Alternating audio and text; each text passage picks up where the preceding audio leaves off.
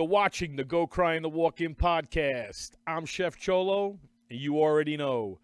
As usual, we are powered by Hospitality News Magazine and Hospitality News Magazine Online.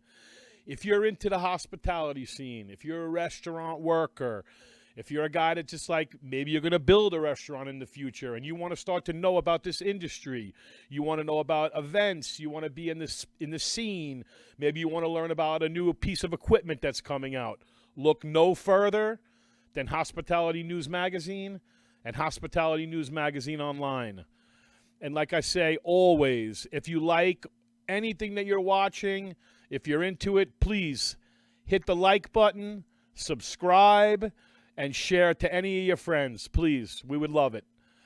Today's guest is a very interesting woman. She has created an application for our industry that is an educational tool, that is something that personally, being an old man in this industry, I've never seen anything like it.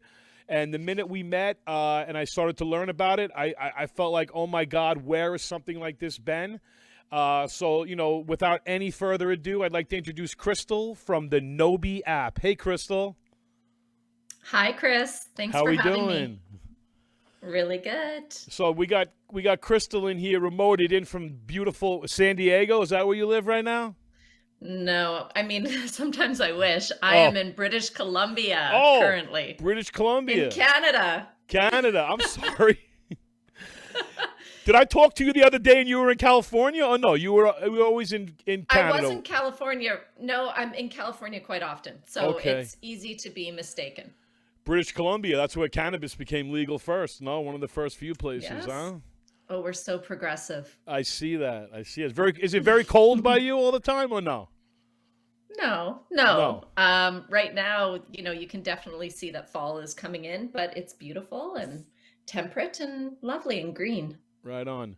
So, Crystal, Mhm. let's get right into this and let's start to talk about Knowbie because again, I had a chance to use Knowbie for the last couple of days, and in my opinion, it was just so friendly and so awesomely easy to use that I could definitely see restaurants going after this like with both teeth, with both hands. So, tell me a little bit about how you built it and the reasons why you Mhm. thought it was so important.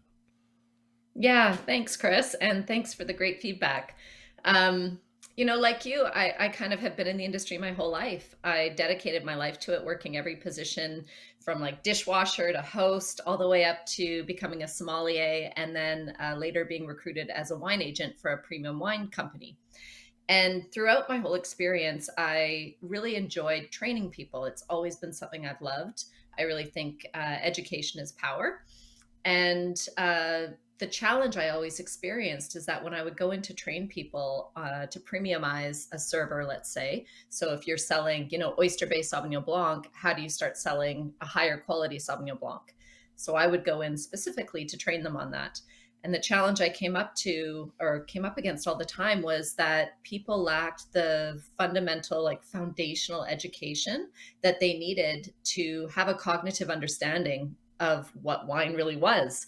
What are tannins? How I would get asked all the time, like, how do you get the peaches inside of the wine? Or, questions like that would just constantly show me that I was dealing with a group of people that really lacked the ability to understand the subject matter because they didn't have the education. So, And I'm sorry. So what you're saying no, is go for that, it. people lack the basic knowledge to make themselves confident. Like, life is Hmm. about confidence, whether it's dating or, Hmm. especially if you're a server at a table.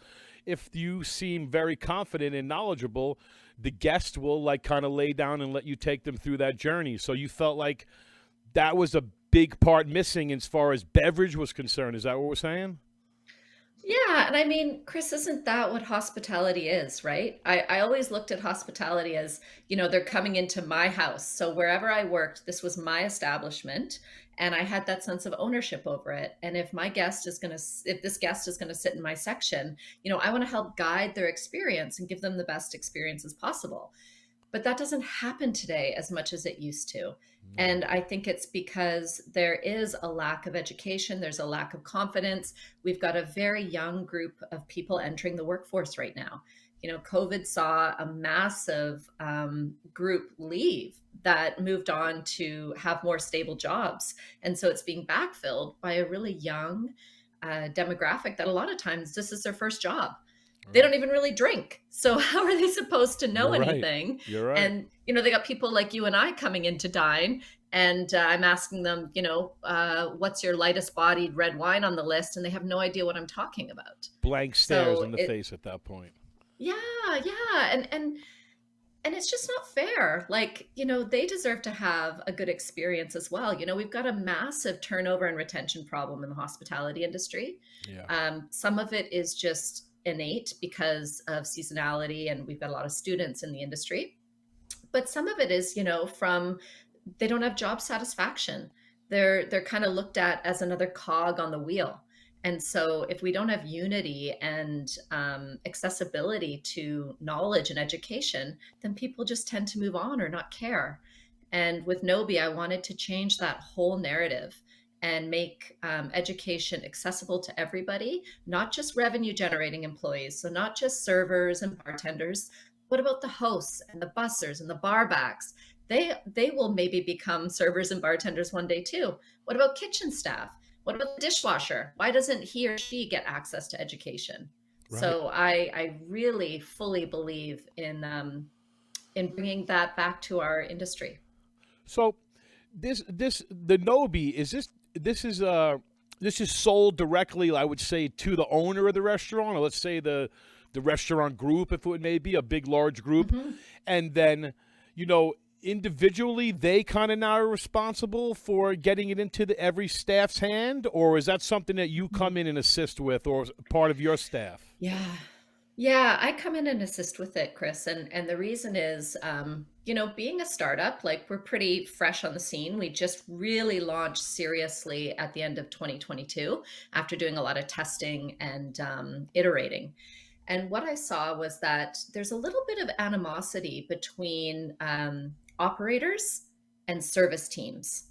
And there's this kind of vibe that's happening where service teams kind of feel like, I don't want to do it. They're just asking me to do something else. And they're not really seeing the value of an operator investing in a platform like Knowbie, what benefit it has to them. Yes, of course, it's going to help sell more premium products, but selling more premium products has an impact on the server as well. Of course. So after we sell into, a restaurant group or an operator, we actually come in and do the onboarding for you. Wow. And we do that so that we can communicate the value proposition without any of that, personality stuff that kind of gets in the way sometimes from hearing the message. So instead of having the operator or the manager telling these servers to do it, or these bartenders or whoever it may be, I come in and do it. And so I come in and do it and communicate to them from their level. I was a server, I was a somm, I've been there. So I understand how important it is. And so I communicate that to them directly. Hey, it's your boy Chef Chole from the Go Crying to Walk In podcast. And if you're like me, you yearn for that old school relationship between purveyors and chefs. Nowadays, they got me going on a website, looking up my own orders, placing my own orders. I don't even know if the thing's going to get delivered the next day. I got nobody to talk to.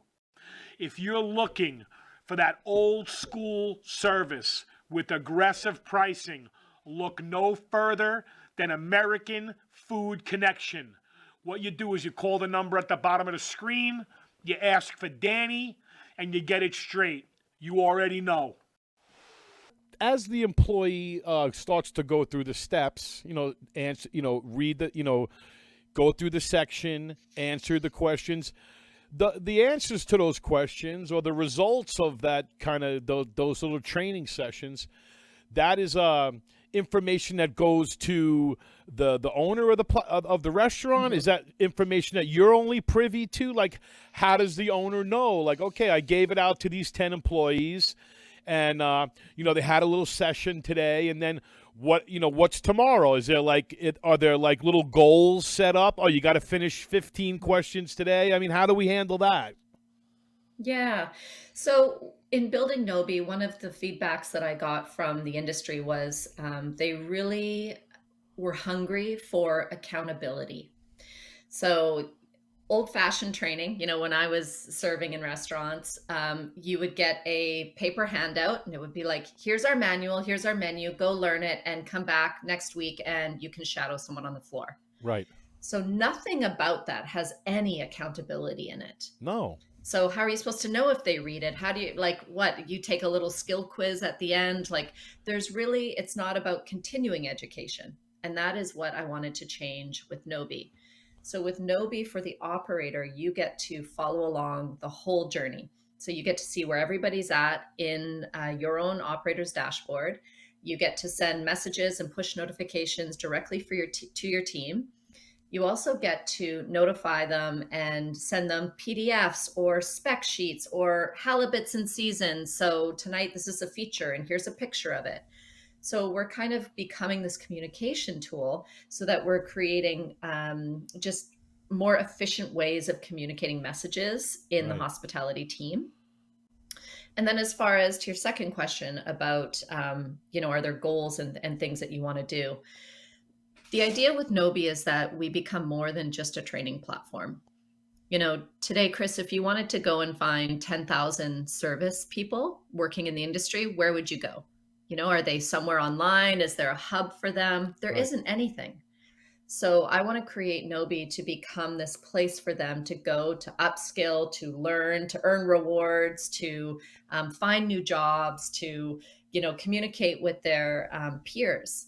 And so that will be the continuing side of Knowbie. It will have some of it based in education and some of it based in community and culture. Right. So, a lot of restaurants, they'll use, like chats or Discord or things like that. But now you have like all these pieces all over. Does Knowbie become all of these pieces together, like the educational, the chat? Maybe I could give you your information on your schedule changes, all these things. It becomes this all moving being. Is that what we're saying?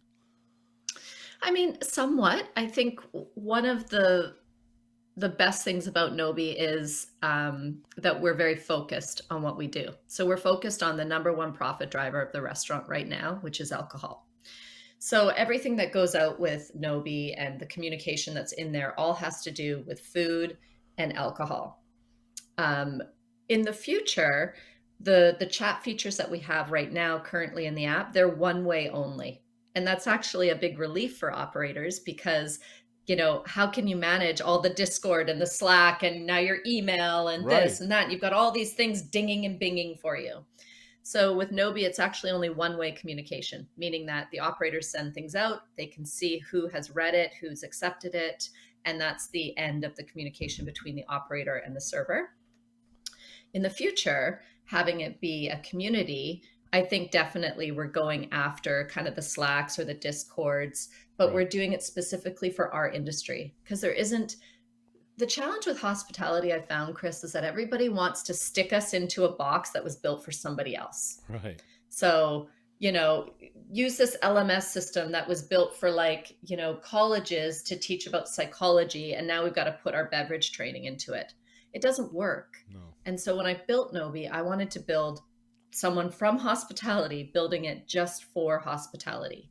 It's not for other sectors, and it is built with just these guys in mind. Wow, I can see that by using it. It's always, it was answering all my questions as I was moving through this thing. I was like, wow, there's nothing in here that I'm missing. You know what I mean? There was nothing that I felt like, that it could have told me about this or it could have told me about that. It was very direct information, no fluff, no extra stuff to kind of confuse the reader. And that's how you remember things. I mean, when you're trying to remember something, you read a paragraph and then you find that one sentence that identifies that paragraph, and that's what you remember. That's what you try and memorize. And I think Knowbie breaks all that down for you and gives you that quick, answer or that quick question. And again, when you're a server at a table, you don't have, a half an hour to give a dissertation on tannins or where stuff comes from. You got to be able to identify what a tannin is and explain to them that either you like a lot of that or you don't like a lot of that. And this would go good with your meal or wouldn't go good with your meal. So it's got to be quick, not like you don't have all day. No. And Absolutely. And this is exactly like I always say, I'm not trying to make sommeliers or cicerones. I'm trying to give these people the front line. These are the people entering the industry constantly. It's not necessarily built for the 55-year-old server that's been doing it for 25 years. I get it. It's Right. meant to be for the people that are the ones filling our restaurants, all of our casual dining places, all of our bussers and hosts, and all of these young people that don't have a central place to learn. And I built it with them in mind, and with that kind of quick, they say the attention span right now is 15 seconds. Wow. So that's what it's built on. It's built on get the information as fast as possible and be out. And to that point, Chris, even for the operators, right? Like when you think of a restaurant operator, and you were one, like you're so busy. You've got like your dishwasher called in sick, the toilet's clogged, you're receiving an order here, your bartender's this. You don't have time to like onboard and learn new technology that takes like 2 weeks. It needs to be quick, to the point, no fluff. Like don't mess around, just get right to it. And that's exactly how I built it. That's this generation in a whole. I mean, this is, young people, this is how they get everything. It's quick and easy, and they go. And listen, nobody has time to be worrying about all those other, all the other things that came to it. Just give me the information that I need as quickly as I can. And what's cool is that it's on your phone. You're not going anywhere. You're not, the dog can't eat your homework. You know what I mean? I don't have my packet. Oh, I gave you that packet when we hired you. Where's that packet? Yeah. Oh, no, I don't know what happened to that. I was rolling joints on it in the back seat of the car. It's gone. I don't know what happened. But, with the phone and the application, you can't do anything without it. So, if it was me and I was a manager, I'd be like, hey, when you got a free minute and, and you're in the bathroom or all those things where that phone is glued to your hand, take a second. Yeah. Go through a couple of questions on Knowbie. See how, get some more information. And then when I see you next time, we'll work on going further. So, like I remember when I was in Culinary Institute and we had a wine course that was intensive, but it was only, it was only a block long. So it's a month long. And I was a young person when I went to cooking school. When I went, I was only 18 years old. And at that point in the 80s, that was not the average age in Culinary Institute of America. The average age was more in their later 20s. So I remember sitting in this wine class, and I left there knowing nothing of what they told me. It was so much information, and it was so much history, and people don't realize grapes have history, and the vines traveled from here and there, and Pedro Jimenez, and all these things. I remember that. Pedro Jimenez. That's the only thing I can remember. Yeah. That's, I don't know why, but that's what stuck in my head. And I know there was a story behind that, but how it got there, I don't know. So, the quick training that I was able to get, from going through the Knowbie, again, it's no fluff. It's just action. You know what I mean? And I think that you really hit that on the head, 100%. So if that's all your brainchild, you're a genius. I want you to know that. Thank you. It was really, thank you, Chris. It was really just, well, if I'm going to be like completely honest, which I always am, I was in Italy, like maybe 15 years ago. Have you ever been to Italy, Chris? Unfortunately, no. Okay, well, put that on the to-do list. You're right. So I was in Italy like 15 years ago, and I was in Piedmont with my family. We'd all gone down there. I was having the time of my life, and I was working as a wine agent at that time.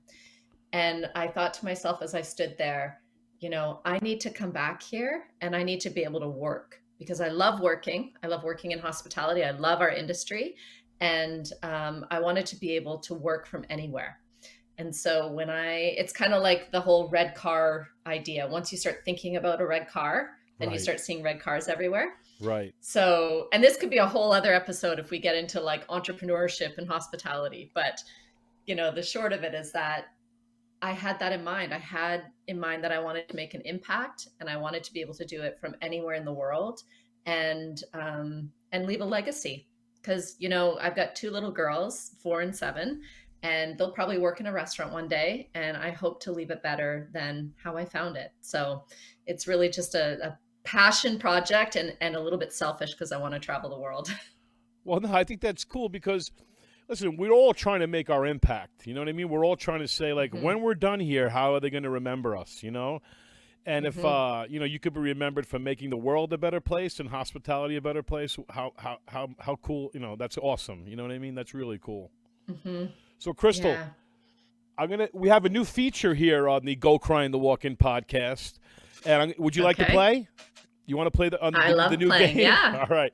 Yes, So I would. The new feature is brought to you by the Great South Bay Brewing Company. That's one of our local, you know, microbreweries here on Long Island, with a wide variety of styles, and seltzers, and, you know, tipsy tea, and, you know, all those great new things that everyone's loving. But today I'm going to emphasize on what's called the Massive IPA.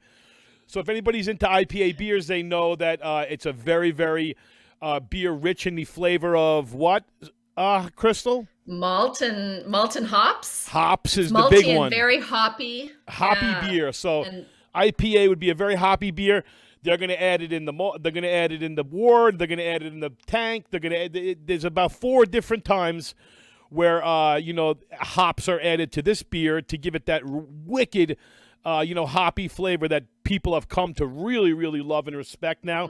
And this is why this one's called the Massive IPA. Now, hops is a plant or a flower that grows on a vine. And I guess today's question in the Who Is My Sister feature, sponsored by the Great South Bay Brewing Company, what is the sister plant of the hops? I know this one. It's We're ready. Marijuana, baby. The It's lovely marijuana. Cannabis. Ding, ding, ding, ding, ding, ding, Cannabis. ding. Incredible. Yes. Well, there we go. See, Yes. Crystal, you know a lot about everything, I see. You watch TV, Well, it's just Crystal? 'cause, you know, You get a chance to watch a little TV? bit, yeah. You watching TV at all? A little bit? Sometimes. What about The Bear? You watching The Bear on Hulu? I'm not watching The Bear, but it's funny, Chris, and I think it's because I'm going to have, like, you know, PTSD from watching it. Because when you work in restaurants and you get those server nightmares or those kitchen nightmares, you literally dream about it. I still have those today. So I'm almost scared of, like, being put into that again. It actually is a good relaxing show for people like us. It shows the parts that we love, you know what I mean? And I think that's what the show hits well on. Well, Crystal, anything like coming up? Anything new coming up in Knowbie that we want to know about? So the biggest things coming up, we've got spirits and beer being released in the next couple of weeks. So meaning that those modules are going to be available in the app. We've been endorsed by the American Culinary Federation, which is really exciting, meaning that for any ACF certified chef that takes Knowbie, the time spent will go towards continuing education credits for them, which we're really proud about. Wow. How did you, I'm sorry, I got to cut in. When did you get the American Culinary Federation involved? When did you realize or think that was important? Because that is awesome. Yeah, so I joined, I'm a little bit, Chris, like a honey badger. I say yes to everything. I put my hat into every ring. I apply for every grant, every award, whatever it may be. And I joined the Society for Hospitality and Food Service Management, and they're based out of New York, and I became really involved with them. And I ended up joining their foundation chair, and I do a lot of work for culinary with them across North America. And so the ACF is a big partner and part of SHFM. And so last year I kind of reached out and just, you know, went through the whole process, the vetting process. They get chefs and different people to go through your courses and interview you and ensure that what you're teaching is actually valuable. So it probably took about a year of, you know, being vetted before I got the seal of approval. Yeah, well, those accreditations that you get, I mean, that's the only place a chef can get a real recognized accreditation. It's, you know, it's based out of the, you know, the teachings from the Culinary Institute of America, where I did graduate college. So, you know, I've been a member of the ACF here on Long Island for 25 years. You know, I'm on on their board here on Long Island. So, you know, if I could commend you again and say thank you for including a group like the ACF, and then because we're always trying to get ourselves better. So if using Knowbie helps through our accreditation and he earns us those points, because listen, we're always earning these points. And a lot of times it just looks like some writing on a guy's jacket. But, CEC and these things, they mean a lot. That means that the person took a lot of extra time out of their day. And really only chefs and other people realize how hard that is. So, again, that's another huge, huge plus for this package. Yeah, and I think, Chris, it's really, people like us, we care about the industry. And if you look at it as a whole, it's organizations like ACF and companies like Knowbie and chefs like yourself that are really giving or helping with the sustainability of the restaurant industry as a whole. So whether it's through providing certifications and better accreditation, or providing mentorship or whatever it may be, bringing that respect and dignity into what we do and showing that next generation that there's so much more out there that they don't even know about. And I think that bringing kind of attention to that is important. Wow, awesome. Well, Crystal, thanks for spending a little time for us today on the Go Cry in the Walk-In podcast. I look forward to meeting you in the future again. And if you're ever in New York, please reach out to us guys over here at Hospitality News Magazine, and we'll make Eddie take us out for lunch. Right, Eddie? I would love that. Eddie's got it. Supposedly he knows everyone. Yeah, so. He has house accounts at all the best places on Long Island. So, and even New York City, as far as he told me. So I'm very excited if that could happen for us. Again, you are watching the Go Cry in the Walk-In podcast. I am Chef Chole, and you already know.